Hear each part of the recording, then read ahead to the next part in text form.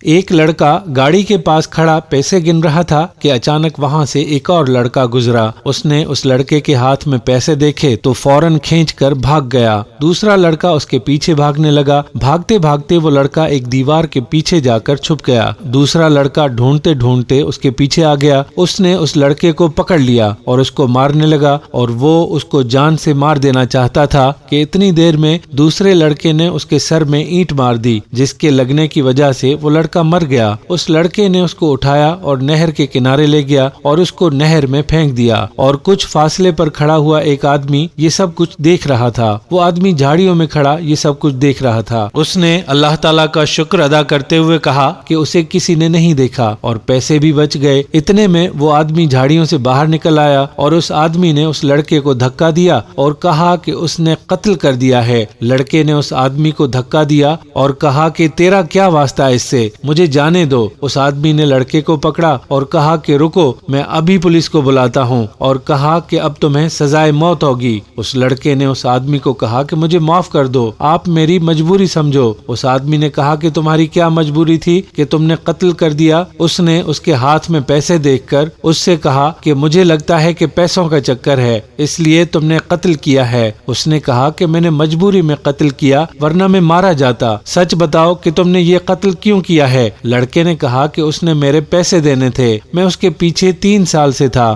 مجبوری میں مجھے یہ قدم اٹھانا پڑا۔ اس آدمی نے کہا کہ مجبوری ہو یا جو بھی کچھ بھی ہو، تم نے جرم کیا ہے اور اس جرم کی سزا تمہیں ملے گی۔ لڑکے نے کہا کہ بھائی میری آخری بات سن لو، میری ماں کو کینسر ہے اور مجھے ان پیسوں کی بہت ضرورت تھی، اس لیے مجھے اس سے پیسے چھیننے پڑے، اور لڑائی میں وہ مجھ سے قتل ہو گیا۔ اور اس نے اس آدمی کو پیسے دیے اور کہا کہ یہ لو میری امانت، یہ میری ماں کو دے دینا اور میں پولیس کے حوالے خود کو کر دیتا ہوں۔ ہم امید کرتے ہیں کہ ہماری آج کی ویڈیو آپ کو پسند ضرور آئی ہوگی۔ اگر ویڈیو پسند آئی ہو تو اپنے دوستوں کے ساتھ شیئر ضرور کیجیے گا۔